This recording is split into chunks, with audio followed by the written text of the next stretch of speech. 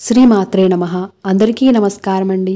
ఈ 2025వ సంవత్సరంలో ఉగాది ఏ రోజున వచ్చింది, అలాగే ఉగాది రోజున పచ్చడ ఏ సమయంలో తినాలి, ఈరోజు ఏ దేవుణ్ణి పూజించాలి, పూజ చేయవలసిన శుభ సమయాలు, అలాగే ఈరోజు తిథి నక్షత్రం, ఉగాది పచ్చడి తినేటప్పుడు చదవవలసిన శ్లోకము, ఈ ఉగాది తెలుగు నూతన సంవత్సరం పేరు ఏమిటి, వాటన్నిటినీ గురించి కూడా ఈ వీడియోలో అయితే మనం క్లియర్గా అయితే తెలుసుకుందాము. ఉగాది 2025వ సంవత్సరంలో స్వస్తి శ్రీ చంద్రమాన శ్రీ విశ్వవసునామ సంవత్సరం ఉత్తరాయణం వసంత ఋతువు శుక్లపక్షము పాడ్యమి తిథి 29 మార్చి 2025 శనివారం సాయంత్రం 4:26 మొదలయ్యి 30 మార్చి 2025 ఆదివారం మధ్యాహ్నం 12:49 వరకైతే ఉంది. ఏ రోజు సూర్యోదయం తర్వాత తిథి ఉంటుందో ఆ రోజే పరిగణలోకి తీసుకోవాలి. కాబట్టి ఉగాది మనకి 30 ఆదివారం అయితే వస్తుంది. అలాగే ఈరోజు నక్షత్రము రేవతి సాయంత్రం 4:35 వరకైతే ఉంది. ఈ 2025 తెలుగు నూతన సంవత్సరం పేరు చూసుకున్నట్లయితే శ్రీ విశ్వవాసునామ సంవత్సరం. తెలుగు సంవత్సరాలలో ఇది 39వ సంవత్సరం.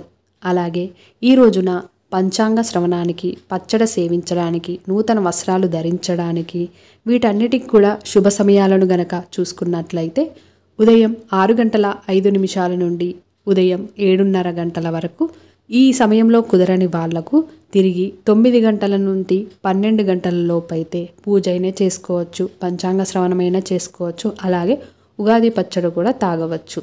ఎలాంటి కొత్త పనులు స్టార్ట్ చేయాలనుకున్నా కూడా ఈ సమయంలో స్టార్ట్ చేస్తే చాలా మంచిది, విజయవంతంగా కూడా కొనసాగుతూ ఉంటాయి.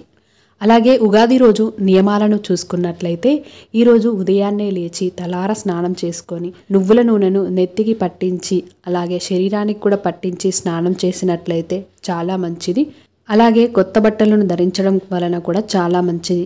అలాగే మన ఇంటి గుమ్మానికి, సింహద్వారానికి మామిడి ఆకులతో అలంకరించటం వలన ఆ సంవత్సరం అంతా కూడా బాగుంటుంది. అలాగే ఉగాది పచ్చడ తినడం, పంచాంగ శ్రవణం చేయడం, ధ్వజారోహణం చేయటం, ఈ నియమాలను ఉగాది పండుగ రోజు తప్పనిసరిగా ప్రతి ఒక్కరు కూడా పాటించాలి. అలాగే ఈరోజు ఉగాది పచ్చడ తినడానికి గల కారణం గనక చూసుకున్నట్లయితే మన జీవితంలో ఎదురయ్యే కష్టసుఖాలను సమానంగా స్వీకరించాలని ఈ ఉగాది పచ్చడనైతే అందరూ కూడా తీసుకుంటారు.